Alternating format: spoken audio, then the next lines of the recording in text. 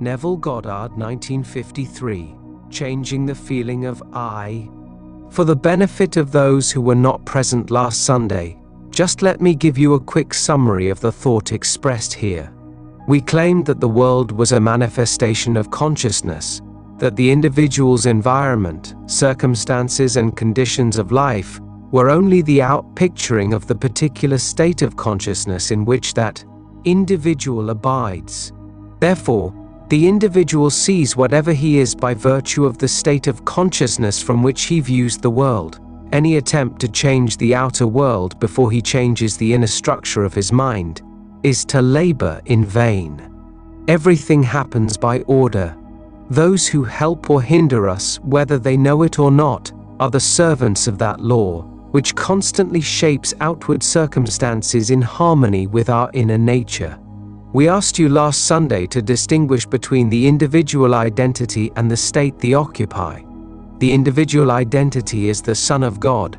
It is that I speak of you or to you, or speak of myself, I mean really, our imagination. That is permanent. It fuses with state and believes itself to be the state with which it is fused, but at every moment of time it is free to choose the state with which it will be identified. And that brings us to today's subject, changing the feeling of I. And I hope I will not get the same reaction that is recorded in the 6th chapter of the Gospel of John. For we are told that when this was given to the world, they all left him, leaving just a handful behind. For when he told them there was no one to change but self, they said, "This is a hard teaching. It's a hard thing. Who can hear it?" For he said, "No man cometh unto me save I call him." And then it's recorded when he repeated it 3 times they left him, never again to walk with him. And he turned to the few who remained and asked them, "Would you also go?" And they answered and said, "To whom would we go? You have the word of eternal life." In other words, it's so much easier when I can blame another for my misfortune. But now that I am told that no man cometh unto me save I call him, that I am the sole architect of my fortunes and misfortunes, it's a difficult saying, and so it's recorded, it's a hard saying. Who can hear it, who can grasp it, and who will believe it? And so he said, "And now I sanctify myself that they also be sanctified through the truth. For if this is the truth, then there is no one to change, no one to make whole, no one to purify but self." And so we start with the I. Most of us are totally unaware of the self that we really cherish. We have never taken one good look at the self, so we don't know this self. For the I has neither face, form nor figure, but it does mold itself into structure by all that it consents to, all that it believes, and few of us know really what we do believe. We have no idea of the unnumbered superstitions and prejudices that go to mold this inner, formless I into a form which is then projected as a man's environment, as the conditions of life. So here, read it carefully when you go home. "No man cometh unto me save I call him." You didn't choose me, I have chosen you. No man can take away my life, I lay it down myself. There is no power to take from me anything that is part of the inner arrangement of my mind. All that you gave me I have kept, and none is lost save the son of perdition, or the belief in God. And because nothing can be lost but the belief in loss, I will not now assume loss of anything you have given me that is good. And so I sanctify myself, that they be sanctified through the truth. And now, how do we go about changing the I? First of all, we must discover the I, and we do this by an uncritical observation of self. This will reveal a self that will shock you. You will be altogether, I wouldn't say afraid, but ashamed to admit you've ever known such a lowly creature. And had it been God himself who drew near in this despicable form, you would have denied him 1,000 times before a single cock would crow. You couldn't believe that this is the self that you've carried around and protected and excused and justified. Then you start changing this self after, by an uncritical observation, you make the discovery of that self. For the acceptance of self is the essence of the moral problem of the world. It is the epitome of a true outlook on life, for it is the sole cause of everything you observe. Your description of the world is a confession of the self that you do not know. You describe another, you describe society, you describe anything, and your description of the thing you observe reveals to one who knows this law the being you really are. So you must first accept that self. When that self is accepted, then you can start to change. It's so much easier to take the virtues of the gospel and apply them as the word of life, to love the enemy, to bless those who curse us, and to feed the hungry. But when man discovers the being to be fed, the being to be clothed, the being to be sheltered, the greatest enemy of all is that self, then he is ashamed, completely ashamed that that is the being. For it was easier to share with another something that I possess, to take an extra coat and give it to another. But when I know the truth, it's not that. I start with the self, having discovered, and start with change of that self. Now, let me tell you a story. A few years ago in this city, I was giving a series of lectures down near that lake. I can't even recall the name of the lake, but it was some Parkview Manor was the place where I spoke. And in that audience was a gentleman who sought an audience before the meeting. And we went across the street into the little park there, and he said to me that he had an insoluble problem. I said, "There is no such thing as an insoluble problem." "But," he said, "you do not know my problem. It's not a state of health, I assure you. It is look at the skin that I wear." I said, "What's wrong with it? It looks lovely to me." He said, "Look at the pigment of my skin. I, by the accident of birth, am now discriminated against. The opportunities for progress in this world are denied me just because of the accident of birth, that I was born a colored man. Opportunities for advancement in every field, neighborhoods that I would like to live in and raise a family I couldn't move in, where I would like to open up a business I couldn't move into that area." Then I told him my own personal experience, that I came to this country. Well, I didn't have that problem, but I was a foreigner in the midst of all Americans. I didn't find it difficult. Yet, as he reminded me, "But that's not my problem, Neville. Others have come here speaking with an accent, but they haven't my skin, and I was born an American." Then I told him an experience of mine in New York City. If I were called upon to name a man that I would consider my teacher, I would name Abdullah. I studied with that gentleman for 5 years. He had the same color skin, the same pigment as this gentleman. He would never allow anyone to refer to him as a colored man. He was very proud of being a Negro, didn't want any modification of what God had made him. He turned to me and he said, "Have you ever seen a picture of the Sphinx?" I said, "Yes." He said, "It embodies the 4 fixed quarters of the universe. You have the lion, the eagle, the bull, and man. And here is man, that is the head. The crown of that creature called the Sphinx, which still defies man's knowledge to unriddle it, was crowned with a human head. And look carefully at the head, Neville, and you will see whoever modeled that head must have been a Negro. Whoever modeled it had the face of a Negro, and if that still defies man's ability to unravel it, I am very proud that I am a Negro.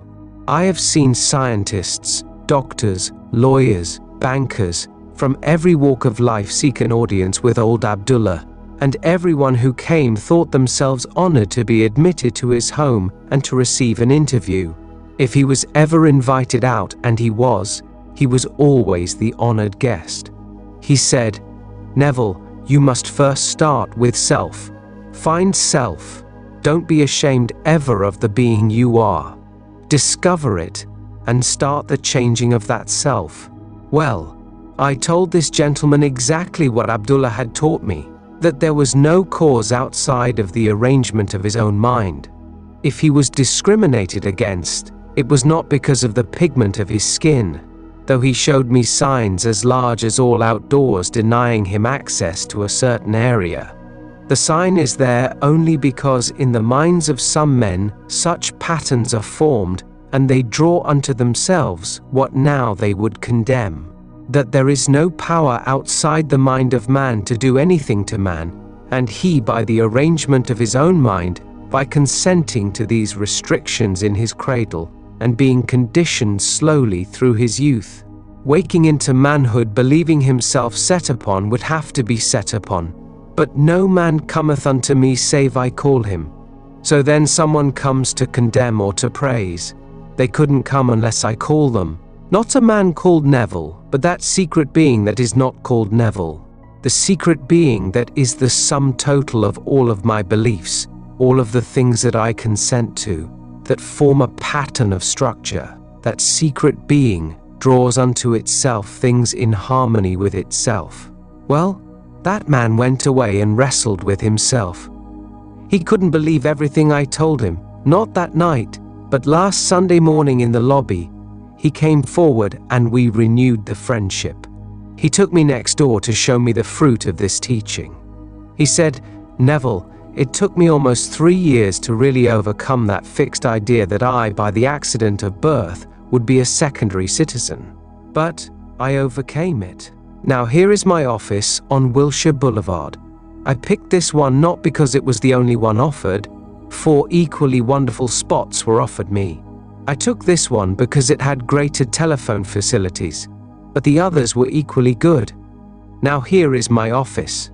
Now you couldn't judge my income from this office, lovely as it is.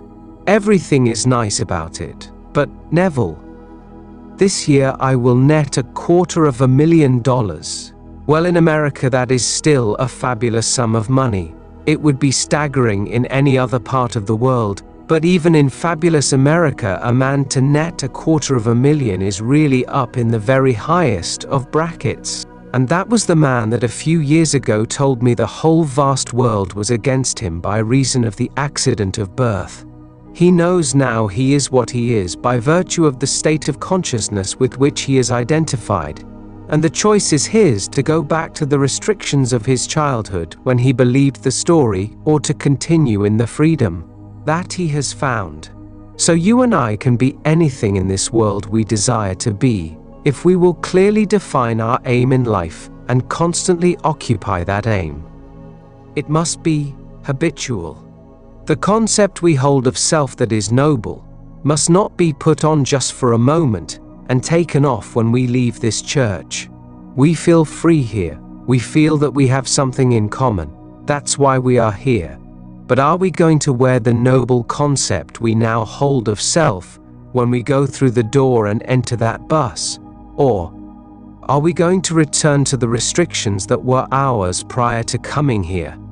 The choice is ours, and the hardest lesson to learn is that there is no one in this world that can be drawn into your world unless you, and you alone, call him. So do not do what they did thousands of years ago, for that is the beginning of the secession of the great truth. So we are told they turned away from it, never again to walk with it, and the few who remain didn't like it either. But where would they go if this is the word of eternal truth? Not that it's true for this day and age, but if this is the law of being, and in all the dimensions of my being it holds good, if this is eternally true, then let me learn the lesson now, though I wrestle with myself as he did for 3 years. So the changing of the feeling of I is a selective thing because unnumbered states are infinite states, but the I is not the state. The I believes itself to be the state when it enters and fuses with it. So he was presented with a state, and without the faculty of discrimination in his youth, he fused with the state and believed these restrictions were true, and it took him 3 years to disentangle the I from these fixed ideas with which he had lived for so many years. Now you may take only a moment, or you too may take your 3 years. I can't tell you how long it's going to take you, but I'll tell you this much. It can be measured by the feeling of naturalness. You can wear a feeling until it's natural. The moment the feeling becomes natural, it will begin to bear fruit within your world. So I told this story at a small gathering here in the city, and not very many asked questions about it. But 3 people asked, but he must have had money before. He must have known the right people. He must in some way have had some substance to start it, because how can you go out to loan $100 million and call that a real fact of being that you have that to loan and tell? Me, you didn't have someone who had it, or you, yourself, didn't have it. I did not ask the gentleman about the individual facts of the case. I went into the office, I saw it, I didn't look at his books. He volunteered this information and gave me the figure of $250,000 net for the year. I have not checked or in any way verified the statement. I believe it implicitly. But I will not go along with those who believe that unless you have certain things to start with, you can't apply this law. You can start now from scratch and choose the being you want to be. You aren't going to change the pigment of your skin, but you will find your accent or the pigment of skin or your so-called racial background will not be a hindrance. For if a man is ever hindered, it can only be the state of consciousness in which he abides that hinders him. Man is freed or constrained by reason of the state of mind in which he persists. If you persist in it, well, then I will say, persist in it. But I warn you, no one cares, and that is an awful blow when a man discovers that no one but himself really cares.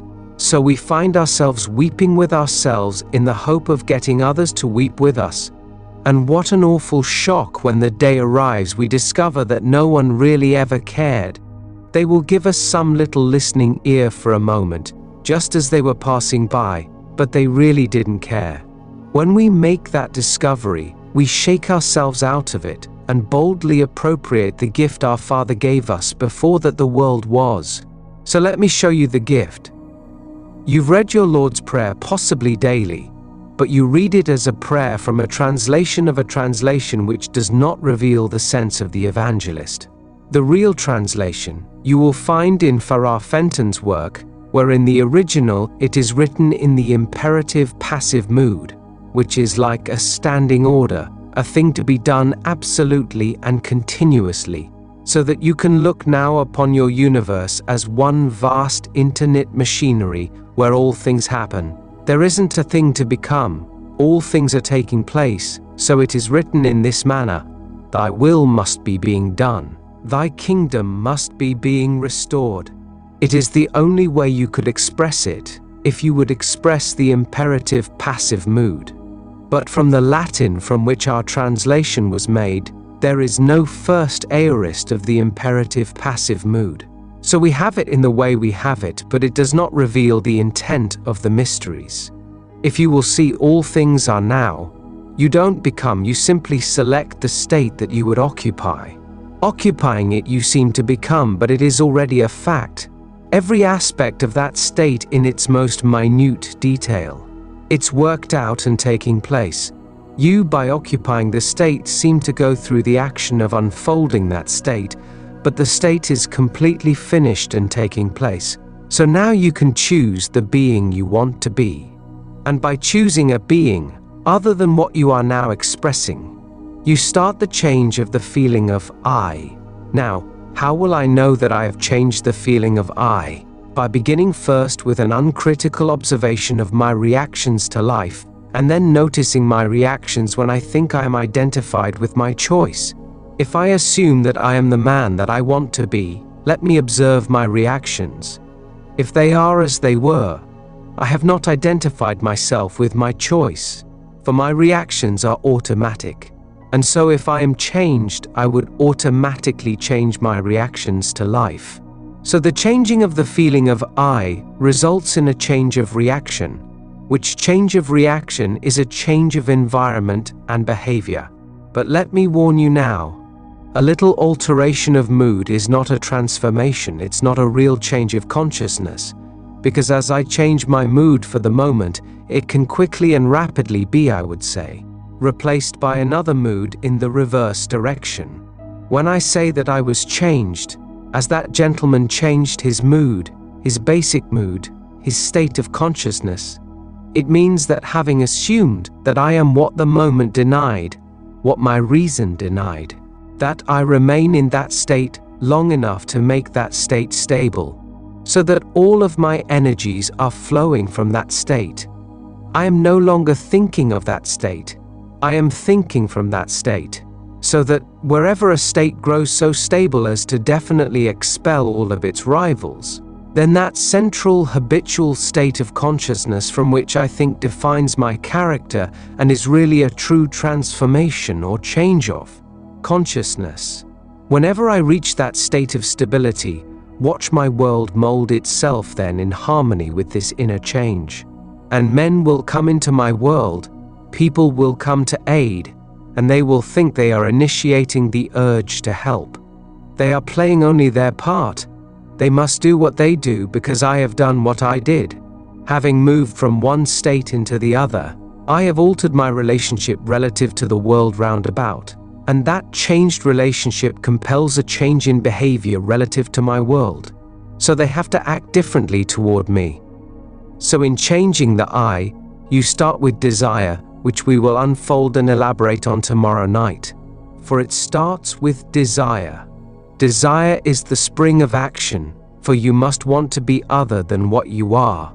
We fail because we do not fall in love enough with an idea. We aren't, I would say, moved enough to want to be other than what we are. If I could get you to be completely in love with some state to the point where it haunted the mind, I could almost prophesy that you would in the not distant future externalize that state within your world. And the reason we fail, we aren't hungry enough to change. For either we do not know the law, or we haven't the urge or the hunger to really bring about the change. For the changing of the feeling of I results in the change of reaction, which change of reaction results in a change of world. If you like your world and you are complacent about it, you haven't started on the road of the mysteries, for the very first beatitude appeals to one who is not complacent. Blessed are the poor in spirit. You must be poor in spirit, not complacent, not satisfied. The man who thinks that by reason of birth, the religion that he inherited at birth is good enough for me, that he is not dissatisfied, he is not, I would say, moved that being is complacent, and therefore he is not poor in spirit, he is very rich in spirit. Theirs is not the kingdom of God. For if I could stir you, make you dissatisfied with self, then you will recognize that self and set about to change it. For the only field of activity for man is within himself and on himself. You do not work on the other. The day you change self, that day you change your world. Now I see my time is going to its quick end. And so in the remaining minute I have left here, let me not urge you, because if you come to the meeting tomorrow night not really hungry, you wouldn't benefit. But I do hope that many of you are there. Even if you are stirred to the point of trying to, I would say, disprove what I told you, I would accept that challenge, for in the attempt to disprove it, I know if you were sincere in your attempt, you would prove it. So, I hope many of you will come and take this feast with us. We are here in the city at the Abel for 15 nights, Monday through Friday, as Mr. Smith told you, for 3 consecutive weeks. If you can't take all, and I do hope many of you will take all, then pick out the title S that appeal to you. Tomorrow night to me is basic. It is the importance of defining an aim in this world, having a goal, for without an aim you are aimless. And you were warned in the book, or I would say in the Epistle of James, that the double-minded man is unstable in all his ways. Let not such a man believe that he shall receive anything of the Lord, for he is like a wave that is driven and tossed by the wind. That man never reaches his goal. So you must have an aim, and tomorrow night we will show you the importance of defining desire. There are certain schools who teach you to kill out desire. We teach you to intensify desire and show you the reason for such teaching. Show you what the Bible teaches about desire. And now we will come to the help that many of you have asked for today. Those who were not here on Sunday, let me remind you, it is a very simple technique. As I told you on Sunday, any time that you exercise your imagination and do it lovingly on behalf of another, you are mediating God to man. So we sit quietly and we simply become imitators of our Father. And He called the world into being by being the thing He would call. And so we sit and we listen as though we heard someone congratulating us on having found what we seek. So we go to the end of the matter and we listen just as though we heard, and we look as though we saw, and we try in this manner to feel ourselves right into the situation of our answered prayer. And there we wait in the silence just for about 2 minutes, and so they will lower the lights to aid you. And let me remind you, if you want to clear your throat, please do so. If you want to shift your position in the chair, do so. Feel as though you are alone at home, because if you don't, and you try not to disturb the neighbor, you will not be able to exercise your imagination on behalf of anyone. So now I will take the chair and just simply listen attentively, just as though you heard. I'll make you this promise: the day you are very still in mind and really become attentive, you will hear as coming from without what really you are whispering from within yourself. Remember to like and subscribe, and let the sound of the bell guide you back. Now let us go into the silence